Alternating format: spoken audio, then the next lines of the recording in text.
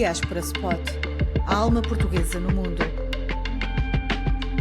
O seu podcast da Diáspora Lusa começa agora.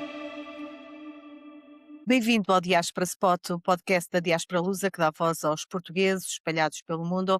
Procuramos saber como vivem as comunidades portuguesas na diáspora e como é que os nossos imigrantes mantêm a ligação a Portugal e à cultura portuguesa. Hoje o nosso destino é a Suíça para conversarmos com Ana Mendes, a luso-angolana, que está na Suíça há mais de 40 anos, é também a escritora. Viva Ana! Bom dia, olá. Porquê, porquê a Suíça? Como é que a Suíça apareceu na sua vida? Foi uma escolha de estudos, foi para fazer uma profissão, para obter uma profissão mais concreta, porque eu estudava em Portugal, mas era bastante caro. Então optei por estudar para a Suíça porque obtive uma bolsa. E foi estudar o quê? Eu fui estudar hotelaria em Lausanne, na escola. Porque a Ana nasceu em Angola, mas depois acabou por vir cedo para Portugal. Sim, nós já foi depois da guerra, depois da independência de Angola. Aliás, foram uns meses antes da independência, mas pronto, naquele processo da recuperação de refugiados, retornados, que correspondia aos retornados, como nós sabemos todos, era aqueles que eram portugueses de Portugal e não portugueses da pátria, da bandeira, não é? Dos colonizados. E os refugiados eram então todos os outros que nasceram sob a bandeira, mas que foram recolhidos por Portugal. E depois voltamos agora à Suíça. Hum, Como é que foi a adaptação? Sair de Portugal há 40 anos, o mundo era diferente. Como é que foi chegar à Suíça e adaptar-se? É assim, o português não existia lá na língua, naquela época, em todo caso na região onde eu fui, e eu era a única. E além disso, a expectativa de portuguesa era branca, e então tornei-me numa atraçãozinha ali para todos irem conhecer uma portuguesa morena, como eles chamavam. Então fui muito acarinhada, eu fui muito bem aceite, os meus patrões foram espetaculares, eles disseram: "Aqui tu tens de fazer 2 coisas, comportar-te como os suíços e falar como eles". E foi o que eu fiz, aprendi a língua local, e fui obtendo as notas necessárias para progredir e terminar a minha formação com sucesso. E eles estavam muito orgulhosos, porque as minhas notas tinham sido até bem melhores do que aqueles nativos. Eles viram que eu fiz o esforço e sinceramente eu senti-me muito bem acolhida. A língua foi o principal desafio? Foi. Inclusive os meus patrões eram suíços alemães, então facilitou a aprendizagem do francês correta, porque eles falam muito bem francês. Eles aplicam bem a gramática, então foi muito bom para mim. E o que é que o cativou a ficar na Suíça durante, enfim, mais de 40 anos? O princípio da liberdade que há lá, restrita, porque aquilo é um cubo, não é aquilo, isto é um cubo e temos que entrar naquele cubo. E aquelas obrigações convinham-me perfeitamente. Para além de que, vindo da África, chegando a Portugal, sofremos bastantes agressões racistas. E quando eu me encontrei na Suíça, havia os suíços e os outros, independentemente de cor, de tamanho, de origem, eram os outros. E eu enquadrava-me nesses outros e fiz parte dos 2 mundos e encontrei o meu equilíbrio.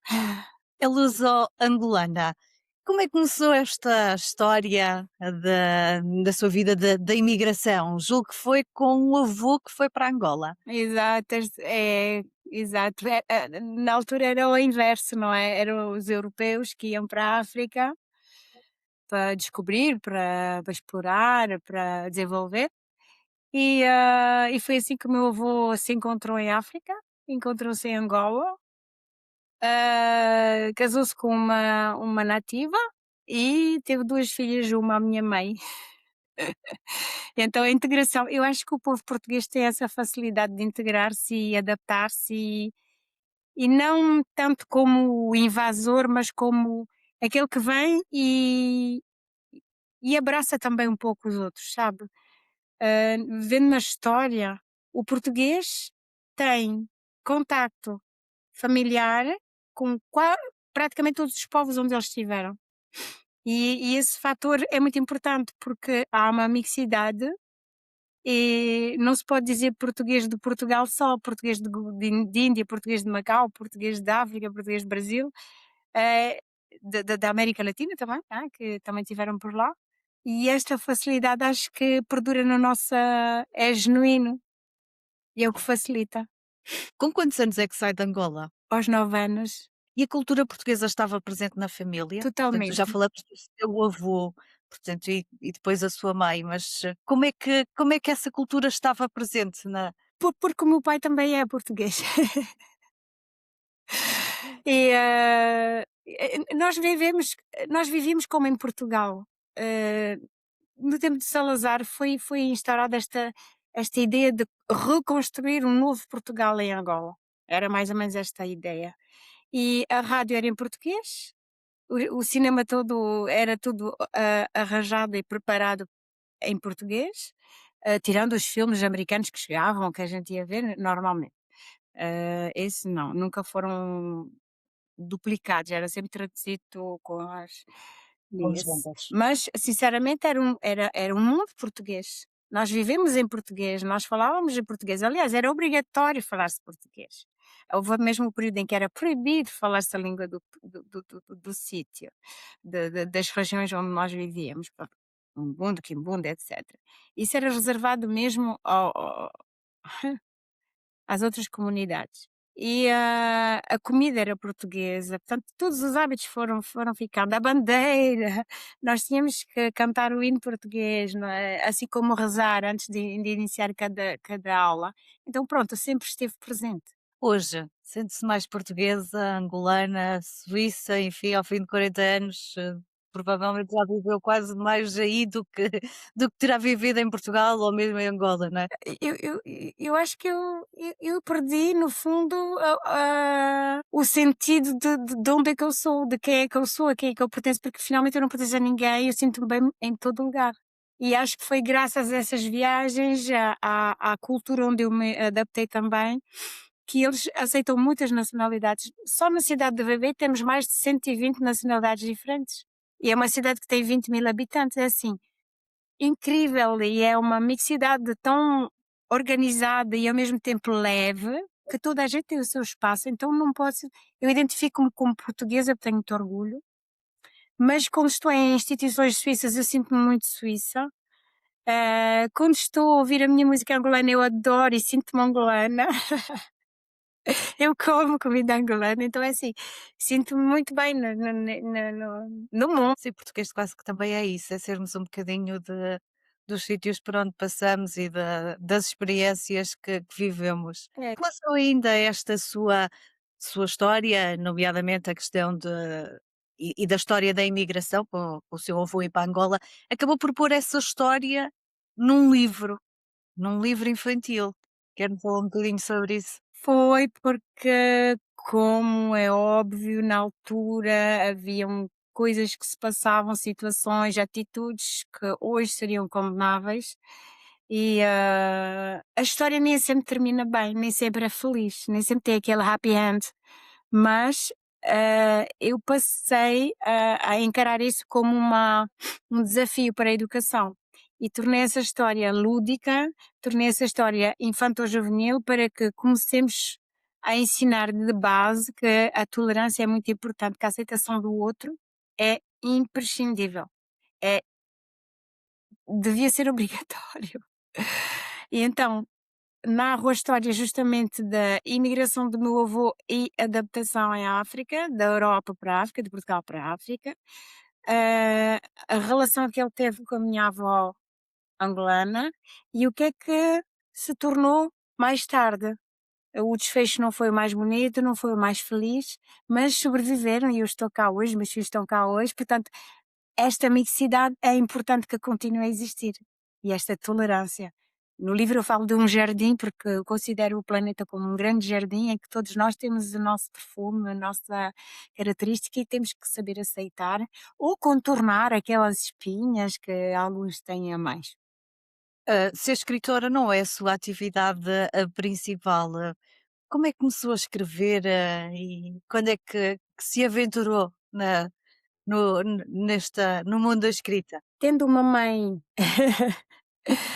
professora que dava atenção a muitas outras crianças, eu fiquei muito curiosa de saber o que é que a retinha a atenção e o carinho, porque ela era muito carinhosa com eles, levava sempre prendas, costurava, mandava fazer roupas iguais para eles, então era assim uma troca muito carinhosa. E eu quis então descobri que afinal era a escrita e comecei então a ler e a escrever muito cedo e a partir dos 4 anos e meio eu estava independente para entender e então tudo passava através da rádio e dos jornais. E assim que os adultos terminavam de ler, eu ia buscar também e tentava compreender. E muito cedo eu comecei a entender o que se passava no mundo. Aquelas revistas da Reader's Digest, eram muito apreciadas na altura e eu lia-as da frente para trás. Eu adorava aquilo. Eu achava mesmo curioso que as letras fossem tão pequeninas, quando nos jornais eram maiores, está a ver aquela co e comecei também a criar as minhas próprias histórias, porque eu vivenciei coisas lá que eu achava injustas.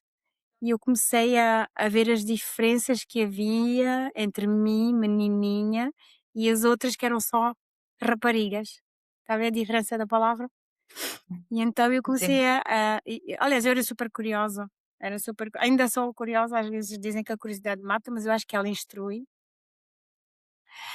E, pronto, isso cativou-me, essa parte das letras e, tive que iniciar lá contando as histórias para mim mesma primeiramente, e depois com a maternidade veio então esse impulso muito maior de criar histórias com os meus filhos, deles desenharem, de nós compormos paginazinhas para e mais tarde, bem mais tarde, então comecei a publicar. Escreve só em português? Não, em francês também. Aliás, é italiano, depende. Depende do desafio que me propuserem. Esta sua escrita também reflete aquilo que é a sua identidade? Acho que sim, acho que eu tenho todos nós temos um jeito de escrever, e eu coloco assim, eu tenho talvez eu não seja aquela escritora, que vai ganhar um prémio Nobel, porque ela sabe bem escrever, porque ela escreve naquele padrão que é vendável, mas eu escrevo sobretudo para transpor as minhas ideias, transpor os meus sentimentos, que talvez haja uma pessoa que o leia, que o compreenda e que se sinta bem à vontade e que diga: "Olha, isto diz-me qualquer coisa", entende? E é para deixar para os meus filhos. Eu faço parte daquele grupo de escritores que não se importa de ter sucesso ou não.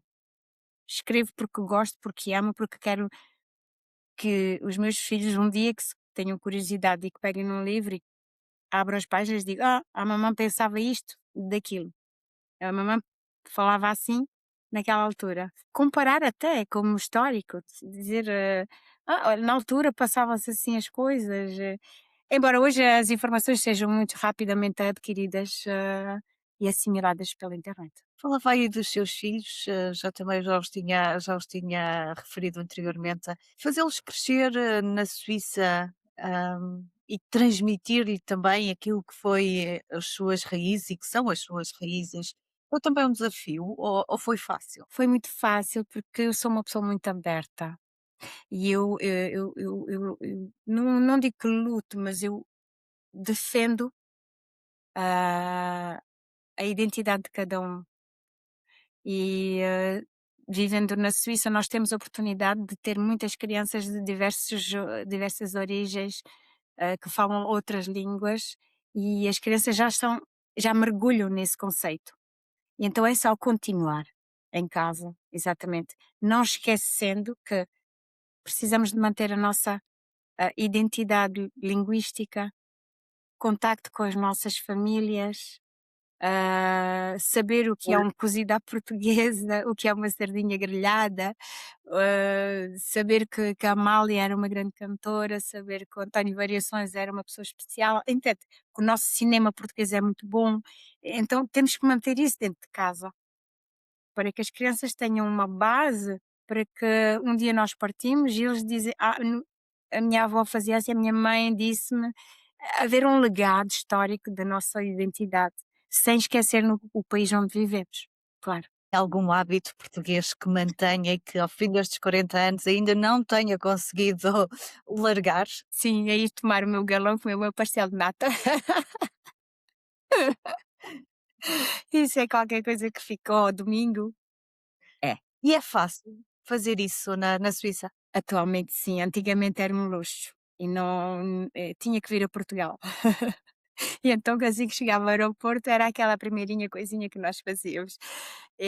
Hoje temos assim, é fantástico porque nós temos vários restaurantes, vários pasteleiros portugueses que identificam muito a nossa Portugalidade no estrangeiro. E eu vou à França, eu vou à Itália, eu vou a olha, fui a Marrocos e comi pastel de nata em Marrocos. Imagino, eu não estava mesmo à espera. E então, é de uma família portuguesa que fabricam eles muito pouco, mas é assim, familiar. Mas eu adorei aquele conceito de guardar tão longe, não é assim tão longe, mas é uma outra, cultura em que se Sim. trabalha mais o mel, o pistache, essas coisas assim, e lá encontrei o pastelzinho de nata. Foi tão giro.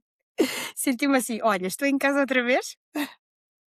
Foi muito bom. É importante manter. E a comunidade aí que vive na Suíça? Quando chegou não, enfim, não haveria muitos portugueses, como há pouco, me dizia.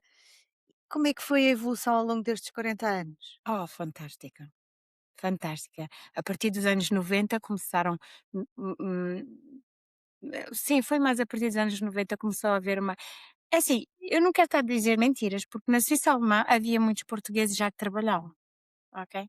Porque eu tive, colegas mais tarde que tinham vindo da Suíça alemã e instalaram-se na Suíça francesa, ou pelo menos naquele cantão, no cantão de Vaud. E comecei a ter justamente essas amizades com novos, mas eles já estavam na Suíça há vários anos, só que num outro cantão, uma outra língua, e foi muito interessante cruzar, de repente ouvia falar português na rua e eu virava-me logo. Hoje é comum, hoje ouve-se. Eu acho que o português hoje está tão inserido na cultura suíça, a comunidade é tão grande que há é banal, é muito banal ouvir-se o português na rua, numa loja, em todo o lugar. E realmente é muito mais fácil hoje um português vir para a Suíça e sentir-se um pouco em casa, um pouco mais em casa, porque vai encontrar num restaurante uma pessoa que fala português ou duas, nos comércios, mesmo nos departamentos administrativos, o que facilita muito a inserção das pessoas e a adaptação. E essa é uma comunidade que se junta, como é que ela vive a sua identidade? Há vários centros portugueses aqui na Suíça. Na verdade, eu acho que a maioria começaram pelo futebol, não é? De se regruparem para ver um jogo, e criaram-se essas pequenas comunidades mais masculinas, mas também há muitos grupos folclóricos que trazem as famílias inteiras para esses centros, há almoços que são organizados, há vários grupos que são convidados a vir à Suíça, africanos dos Palopes, não é? Portanto, é em Bom, português. E isto facilita tanto, tanto a gente sentir-se bem em casa e eu acho que isso facilita muito. o papel desta comunidade aí na Suíça, e no sítio onde está? Ah, eu não usufruí muito de certas possibilidades que existem. Há uma instituição, uma associação, por exemplo, que se ocupa de nos facilitar o acesso aos documentos em VV. Em vez de irmos a Genebra, podemos fazê-los aqui, portanto já nos localiza, já nos facilita imenso. E, tudo que é administrativo que eles possam fazer ali é feito e depois raramente temos que ir a Genebra sim, para o básico, senão temos mesmo que Uhum. ir ao consulado.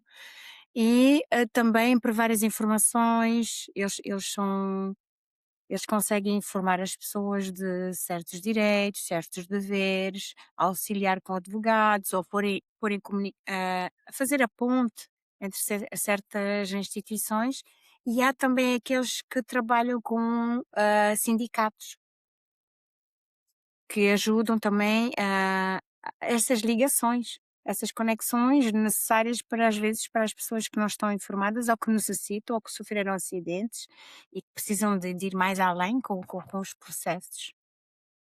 Isso é importante É para muito, para é muito importante. É, para as pessoas sentirem-se acolhidas também nesse sentido de dizerem: ok, estou mal, mas posso virar para este lado ou para aquele, posso pedir auxílio. Não quer dizer que funcione sempre, porque como toda a parte é assim, não é? Há os que conseguem, os que lutam mais, mas na verdade dá um grande apoio. É importante. falava-me há pouco que do seu galão, que era algo que mantinha, de haver Em restaurantes, Mantenho. restaurantes. O que é mais? Quando vamos aí ao sítio onde vivo, o que é que nós poderemos encontrar mais de portugueses? Há há também, supermercados? Consegue chegar a tudo para fazer uma refeição completamente portuguesa, por exemplo, em casa? Sim, conseguimos, temos mesmo, somos ah, acarinhados por isso, porque temos vários supermercados, mercearias que têm produtos que são portugueses, ou dos balcões que também introduzem produtos portugueses, que é muito bom, tem uma grande variedade de produtos e inclusive o pão, o pão português, pão alentejano, que é uma coisa que eu gosto muito, encontro na Cissa, encontro em Vevey e os vinhos, o azeite, pronto, aqueles produtos que nós temos aquela saudadezinha de cozinhar um bom bacalhau, sei lá, uma carne de porco alentejana, com aquelas azeitonas muito gostosas, então podemos encontrar esses produtos e, outros artigos também, que é muito bom, muito bom. Por exemplo, ir a um aeroporto e encontrar as nossas rolinhas ali, transformadas em em malas, em pochetes, essa coisa faz-me sentir portuguesa. Fico orgulhosa, digo: nossos produtos estão aqui". Sim, e essas pastelarias portuguesas aqui em Vedém, é, é, faz bem, faz Quase ao que coração. quase que estou a sentir que se sente um bocadinho na Suíça, mas um bocadinho em casa, na casa portuguesa. Mas ainda assim, do que é que Sim, tem mais também. saudades de Portugal? O mar, Do que é que tem mais saudades? o mar para mim, porque nós aqui não temos mar. Os lagos são limpinhos, tudo, não digo o contrário, podemos banhar, é muito bom, temos as praias, mas nada tira o sabor da água, aquela brisa a vir e ter aquele sal nos lábios, numa esplanada, não sei, acho que até as gaivotas são diferentes. Ah, acho que eu vou a várias praias na Europa. Mas quando se voa a Portugal, embora o nosso oceano seja completamente frio e nos ponha logo assim, consciente de onde nos encontramos, é as praias de infância, da adolescência que eu tenho na memória e essas praias ficaram-me e gosto muito de voltar. O que é que significa para si Portugalidade? Origem, origem. Pertencer a alguma coisa, a alguém, eu acho que também é transferir, é uma transferência de Portugal, português para o mundo. Nós temos muito de Portugalidade no mundo, temos muito. Eu acho que o português leva com ele Portugal. Onde quer que ele se encontre, ele tem Portugal com ele. E acho que é isso que ele oferece ao mundo. Essa, esse sentimento de ser português, não é? Esse orgulho sem ser arrogante. É ser português, saber ser português no mundo. E esse para mim é a origem que viaja connosco, acho. Continua a acompanhar a atualidade portuguesa e a manter esta e a tentar perceber o que é que se passa em Portugal. Sim, politicamente também, muito delicadas situações. Assim, Sendo imigrante, considera que, e são mais de 40 anos, está afastada daquilo que são as decisões do país ou acha que tem voz em Portugal? sinto-me afastada porque ainda vamos talvez passar no lado menos agradável que é sermos estrangeiros em Portugal, ok? Porque não podemos esquecer que ao imigrarmos, nós perdemos muito. ganhamos em outras coisas, ganhamos a abertura de espírito, qualidade de vida talvez para alguns, outros até encontram mais dificuldades no estrangeiro e regressam ao país com mas nós perdemos as amigas de infância, nós perdemos contacto, os laços são mais finos com a família, porque é normal, há aquela grande saudade, nós temos aquela grande saudade, mas a nossa família continua a viver como é natural. E então nós quando voltamos: "Ah, os suíços estão de cá este verão". Deixamos de ser portugueses para eles, passamos a ter os suíços, ou os franceses ou os ingleses, enfim. E depois, nós tentamos reunir todos, mas eles não estão disponíveis como nós estamos cá, lá, lá, porque têm as vidas deles seguiram, continuaram e nós, no fundo, criamos as nossas vidas para depois poder regressar, para poder estar com eles, e a disponibilidade que eles nos oferecem às vezes não é aquela que estamos à espera. Mas é muito natural, faz parte da vida, faz parte da evolução de cada família, de cada. E os amigos é igual. Eles casaram, eles fizeram as vidas deles, alguns emigraram também para países longínquos. E quando temos a chance de manter um elo com alguns, isso é assim precioso. E sonhamos um pouco em manter sempre esse elo com a família. Então é difícil ser imigrante também, emocionalmente temos que ser fortes. Há uma sensação de, e perdoa esta expressão assim tão simplista, mas há aqui uma sensação às vezes que nem somos carne, nem somos peixe. Porque Pois é, porque temos aquele orgulho de ser portugueses e quando estamos aqui, por exemplo, eu estou há muitos anos fora e tenho uma certa dificuldade linguística. Não é petulância, não é pretensão, é natural, vem naturalmente. Certas palavras que fluem mais rapidamente numa outra língua de onde eu me encontro que no português. E há aquele olhar